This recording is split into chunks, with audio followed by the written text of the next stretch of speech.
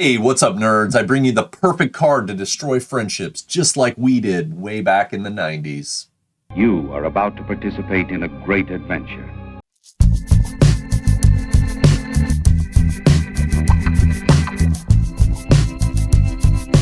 So picture this. It's 1993, and you've drawn the perfect hand. I thought I would deal myself that royal flush. On your first turn, you play a swamp. Black Lotus. Tap the swamp. Tap and discard the Lotus. You have 4 black mana. Then comes the Dark Rituals. 1, you're at 6 mana. 2, you're at 8.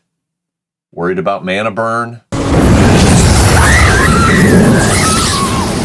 Yeah, that was a thing back in 93. No, you're not worried about mana burn. You play Mind Twist, forcing your opponent to discard 7 cards. Basically, you know, their entire hand.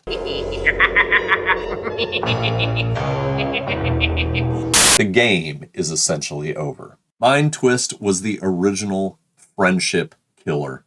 No fun to play against this card. No fun at all. Even if you couldn't play it for the 7-card discard in my dream scenario, your opponent still had to discard at random. You know what's terrible? Discarding cards. You know what's even worse? Discarding them at random. Watching your deck strategy disappear at the roll of a dice. Number, good luck. The card arrived with Alpha, was restricted a year later in August of 1994, and was outright banned from Standard by 1996. It could be a game killer. If you did wipe or nearly wipe your opponent's hand on turn 1, it could take them several turns to recover. By that time, you had your strategy in place and were already draining their life. God forbid you had another Mind Twist, Hypnotic Spectre, or by the time Fallen Empires rolled around, Hymn to Turark or 2 in there to keep them down under your thumb. I know. This card is not as powerful as it once was. What with the graveyard interaction, what is that? Is that some weird thing the kids do these days? Interact with graveyards? Sounds unsanitary.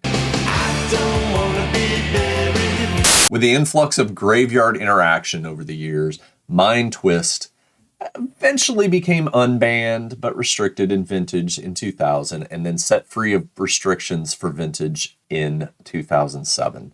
It's not necessarily as powerful as it once was. But has power creep completely killed the card from play, or are there just too many cards out there these days?